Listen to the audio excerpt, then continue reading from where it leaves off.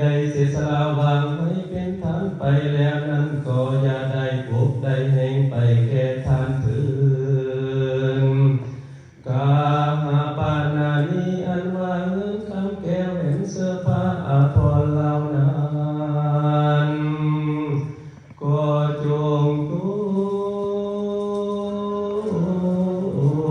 กลงมาในเรือนแห่งทานและมีด้วยปากการสันนันเถิ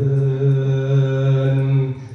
สัตตาราวาสานิอันว่าหาฝนแก้วเจ็ดปากการอันตุ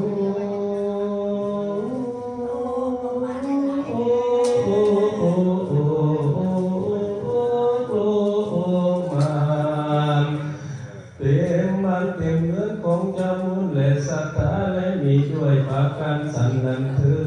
ดอันว่าฝนแก้วเจ็ดปากการอันตกลงมาในกุมภาสาลาสว่างหลวงแห่งพญาเวสสันดรเปิดมาเป็นราศีต้นสิกไม้เสด็จเจ้าปักปะไม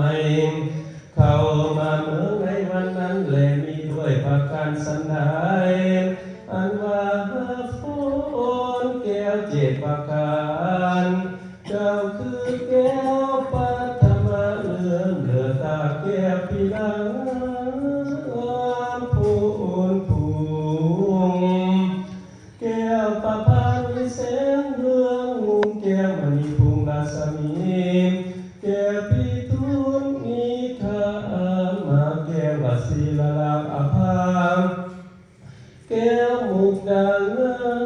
นนานโสยสูดเงินคำสูดละลายก็จงโกโล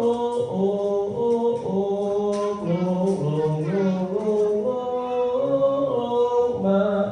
อย่าเดือดดาเต็มบ้านเต็มเรือนของทานเศรษฐา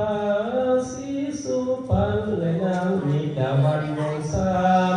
พร้อมด้วยจามุลสัทธามานีพอเฮือนไม่เฮือนเป็นเข้ากับทั้งยาให้พวกทานโศกเศร้าทุกอย่างให้เห็นใจสั่งสะเทือนก็ขาดเทิน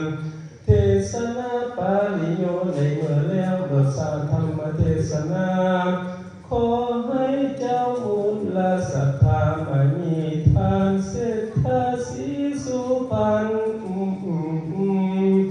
นางนิดาวันวงศาจงในคำมุมาปรารถนาคือสุขคำสุขพูดสุขอังสุขมี